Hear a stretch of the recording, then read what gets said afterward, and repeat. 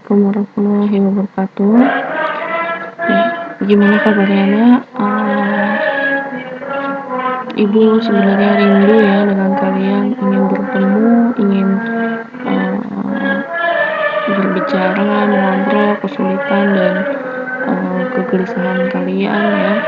Namun Masya Allah kita belum bisa untuk bertemu ya. Berusahalah untuk belajar untuk lebih fokus lagi ya, karena kita semua masing-masing diuji dengan kondisi seperti ini ya. Tetap untuk semangat ya, jangan lupa untuk saling berkomunikasi dengan orang tua agar tidak terjadi salah paham, kemudian mengabarkan ke ibu dengan misalnya kekurangannya apa, kesulitannya apa. Jangan untuk menyepelekan atau udahlah capek, udahlah ini ya. Jangan terlalu menggampangkan juga ya. Silakan kita koordinasi dengan baik-baik ya. Oh ya, afwan ya jika terlalu berisik, ini memang suara kayak gini di sini kalau pagi-pagi ya. Ya, bismillah, kita akan membahas mengenai bab 5 mengenai energi ya. Ya, kita lihat saja di sini ya, energi itu ada bentuk-bentuknya ya, ada energi kalor, cahaya, kimia dan lain sebagainya. Nah, ini adalah energi yang diperoleh, misalnya energi kalor berarti kan menghasilkan panas, energi cahaya berarti menghasilkan cahaya, menghasilkan zat kimia ya, membutuhkan zat kimia. Energi otot berarti membutuhkan kerja otot ya. Energi bunyi berarti ada proses menghasilkan bunyi. Energi mekanik, nah ini dibagi menjadi dua. Mekanik itu ada yang berupa gerak, ada yang berupa benda yang jatuh. Nah ini ada energi listrik, berarti hubungannya ke listrik. Nah ini ada energi nuklir, berarti hubungannya ke senyawa nuklir. Nah kemudian ada transformasi, energi transformasi. Ada metabolisme, anabolisme, dan katabolisme. Kita lihat ya. Nah, energi. Nah, nanti di kelas 8 ya, ada hubungannya antara kalori dengan joule ya. Ada kalori dan kilokalori. Nah, sekarang kita lihat energi itu sebenarnya apa sih? Ternyata energi adalah kemampuan untuk melakukan usaha atau kerja ya. Jadi karena kemampuan untuk melakukan usaha atau kerja, maka membutuhkan gaya dorong ya, gaya ada hubungannya dengan gaya ya. Di sini ada gaya-gaya, ini ada gaya yang dihasilkan. Kalau kimia berarti ada gaya yang dihasilkan oleh sebuah partikel ya. Kalau listrik ada gaya yang dihasilkan oleh sebuah listrik. Kenapa bisa menghasilkan seperti ini? Nah, oke, kita lihat. Nah, di sini lebih fokus untuk perubahan-perubahannya. Misalnya kayak setrikaan. Setrikaan itu mengubah energi listrik menjadi kalor. Terus lampu ya, cahaya menjadi kalor. Terus radio listrik menjadi bunyi. Terus kipas angin, nah listrik menjadi kinetik. Seperti itu ya. Ini adalah kalau misalnya ibu tanya sebutkan contoh perubahan bentuk energi.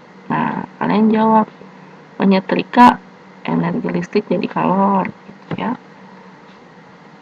Kemudian energi kinetik.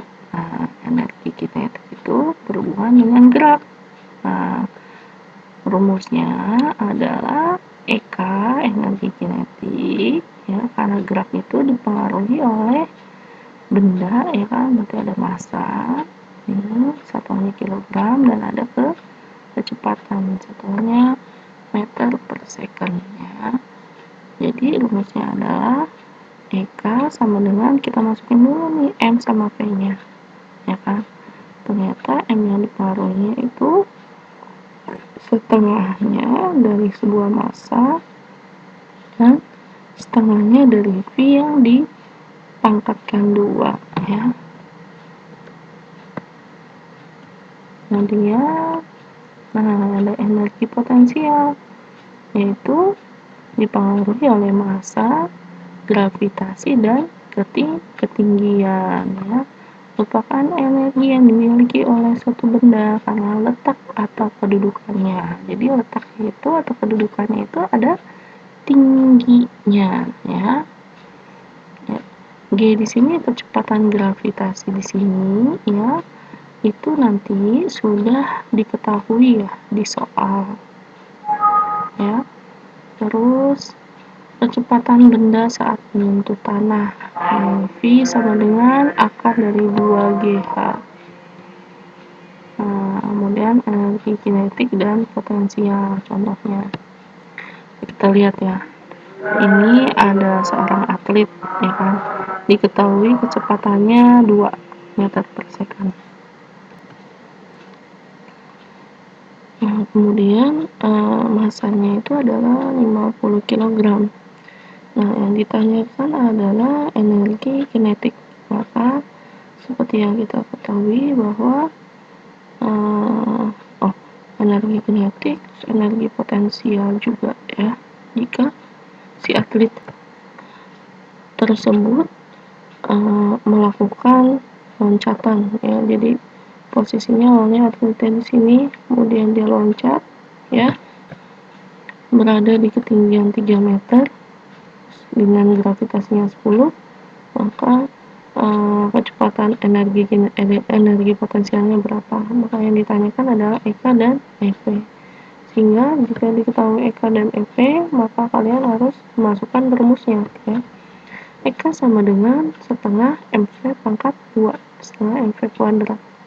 Dengan EP sama dengan m kali g kali h. Kita lihat dulu di sini. M-nya berapa di sini? 50. Ya, ini 50. Kalau di sini dalam bentuk gram, maka kita ubah dulu dalam satuan kilogram. Nah, sini. Terus kecepatannya berapa? 2. Sini. 2 pangkatkan 2. Maka 2 pangkat 2 adalah 2 kali 2, 4 ya. Kalau 10 pangkat 2, 10 kali 10, 100 ya. Jadi 2 pangkat 2 adalah 4. 4 dikali 50 dibagi 2 ya kan, jadi hasilnya 4 kali 50 berapa? 200 dibagi 2, 100, maka hasilnya adalah 100 joule EK nya ya. Jadi satuannya adalah joule. Kalau EP, M nya udah ada, E nya udah ada, E itu 10, H nya udah ada 3, maka tinggal kali 5 kali 1, 5 kali 3, 15, tambahin 0 nya jadi 1500 ya. Nah, di sini ada sumber energi dari mana aja? Ada dari bahan bakar, ada dari batu bara, ada dari gas alam, dan ada juga energi yang dapat diperbaharui. Nah, ini tidak dapat diperbaharui itu maksudnya apa? Maksudnya kalau minyak atau batu bara atau gas alam ya kan kita pakai, dia nggak bisa ada lagi dengan cepat, jadi harus kita tanam dulu, harus didiamkan dulu ya. Proses pembentukan minyak, batu bara atau gas alam ini sangat panjang ya, dan sangat butuh waktu yang sangat lama, beratus-ratus tahun atau beribu-ribu tahun ya. Sedangkan kita butuhnya cepat.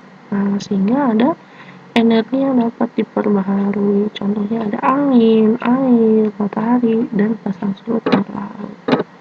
Nah, maka di sini ada hukum kekekalan energi. Jadi energi itu sifatnya itu adalah kekal atau seimbang ya. ini dipengaruhi oleh energi kinetik dan energi potensial seperti peta konsepnya yang di atas nih.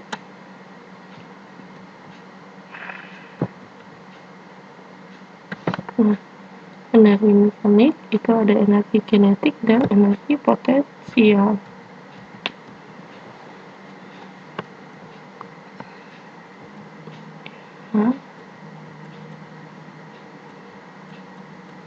Nah, berarti EM sama dengan EK plus EP. Jadi kalau mau mengetahui energi mekaniknya, maka EK plus EP. Jadi soal ini di sini kita bisa mengetahui energi mekaniknya, itu tinggal ditambahkan. EK itu 100, EP-nya itu 1500. Maka totalnya EM-nya adalah 1600 Joule. Ya. Di sini ada transformasi. Ya, apa sih maksudnya transformasi? Ya, jadi transformasi itu adalah transformer. Salah. Transformasi itu adalah proses perubahan formasi, format, atau proses perubahan lah. Pokoknya berubah, ada perubahannya di dalam bentuk sebuah energi, ya. Transformasi energi, perubahan bentuk energi. Berarti bisa berubah-berubah ini maknanya. Coba kita lihat ya. Secara metabolisme, ya. Berarti transformasi itu perubahan. Jadi dia berubah senyawanya dari senyawa yang padat, kompleks menjadi senyawa yang sederhana. Apa salah? Coba kita lihat. Anabolisme. Anabolisme itu penyusunan molekul kompleks dari materi yang sederhana. Ya. Berarti kalau metabolisme dari yang kompleks jadi lebih sederhana. Sedangkan anabolisme dari yang lebih sederhana ke yang kompleks. Contohnya seperti fotosintesis. Kalau metabolisme apa? Contohnya kita makan ya tempe nih. Tempe kan ada proteinnya. Nah, protein tersebut dirubah menjadi senyawa-senyawa yang bermanfaat untuk tubuh. Nah, kalau katabolisme membongkar molekul yang relatif besar menjadi kecil. Contohnya pada proses pencernaan dan respirasi. Berarti metabolisme sama katabolisme hampir mirip-mirip nih. Nah, kita lihat ya. Nah, fotosintesis. Fotosintesis ini adalah anabolisme. Kita lihat nih. Ini dia dari pembentukan glukosa. Hasil akhirnya adalah glukosa ini. Ya. Ini dari senyawa yang sederhana. Ya kan? Karbon dioksida ini, terus ada air ini, sini ada cahaya matahari dan klorofilnya. Nah, maka ini sederhana, ya kan? Karena bantuan ini akhirnya berubah menjadi senyawa yang kompleks atau glukosa. Nah, glukosa ini akan diedarkan ke seluruh tubuh tumbuhan, ya, dan oksigen. Nah, terus ini ada antara anabolisme, coba. Ini katabolisme. Katabolisme itu adalah mengubah nutrien, ya, nutrien yang ada di dalam tubuh menjadi energi. Nah, ini kan sudah ada ikan, daging, telur, kacang tanah dan semuanya ini, ya kan? diserapkan ke dalam tubuh dalam bentuk nutrien, akhirnya diterima dan disimpan dalam bentuk ATP. Akhirnya akan menghasilkan energi. Ini dari katabolisme ya. Kalau ini makan nasi, molekul organik terus dipecah jadi molekul sederhana, diserap ke dalam sel, diedarkan ke sel-sel tubuh. Ini dari metabolisme ya. Ini balik lagi. Nah, metabolisme yang tadi paling awal, katabolisme ini ya. Nah, berarti metabolisme ini prosesnya ya, seluruhnya perubahan dari molekul organik ini dari nasi jadi molekul sederhana, terus diserap ke dalam darah dan diedarkan ke seluruh sel. Sedangkan katabolisme itu lebih ke nutrien terus diubah menjadi energi kimia dan diserap oleh tubuh dalam bentuk ATP ya. Contohnya karbohidrat ya, contohnya apa? Yang berat-berat ya, kayak nasi, kentang, ubi, jagung dan lain sebagainya ya.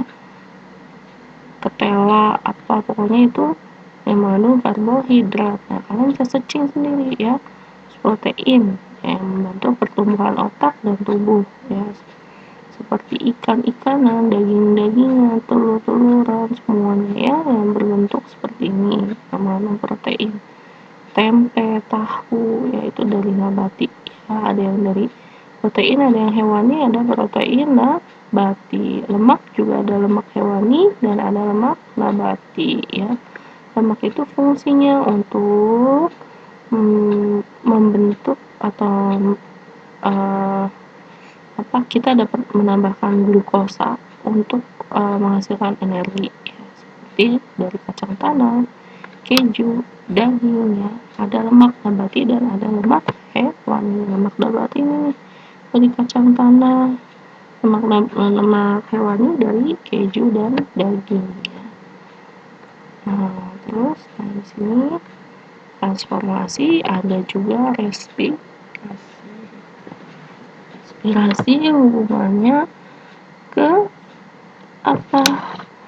Respirasi merupakan proses penguraian bahan makanan yang menghasilkan energi. Jadi energi kimianya ini langsung bisa digunakan. Contohnya respirasi sel ya. Ini ada glukosa ditambahkan oksigen sehingga menghasilkan karbon dioksida, air dan kalor. Nah, ini respirasi di sini biasanya terjadi ketika kita sudah selesai makan. Nah, ini kan kita makan nasi nih. Makan nasi, di dalam tubuh kita atau di darah kita kan punya oksigen. Nah, ini akan reaksi, akhirnya akan menghasilkan CO2, karbon monoksida yang kita keluarkan, dan air atau keringat ya yang kita keluarkan dari dalam tubuh lewat jaringan epitel ya atau jaringan kulit, terus akan menghasilkan kalor. Nah, panas kan, setelah kita makan kan kita jauh lebih panas ya, karena di situ ada energi yang bekerja, akhirnya kita bisa memperoleh tenaga kembali ya. Nah, kalor ini kalau tidak dikeluarkan akan menimbun lemak ya. Kemudian alhamdulillah ini sudah terakhir ya. Jadi silakan kalian berlatih ya di soal-soal yang lain untuk lebih memahami mengenai pelajaran bab ini ya. Langsung untuk mengerjakan latihan di bab 5 ya, bagian A, B. Nah, nanti kalau misalnya bagian A dan B sudah selesai, kerjakan, tulis di pindahkan di buku tulis ya, kemudian difoto dan masukkan ke Classroom-nya. Jazakumullahu khair, tetap semangat, jangan lupa untuk membantu orang tua dan jaga selalu kesehatannya dengan mengkonsumsi makanan-makanan yang sehat dan minuman yang sehat. Jaga pola hidupnya, pola aktivitasnya, dan lain sebagainya. Barakallahu fikum. Wassalamualaikum warahmatullahi wabarakatuh.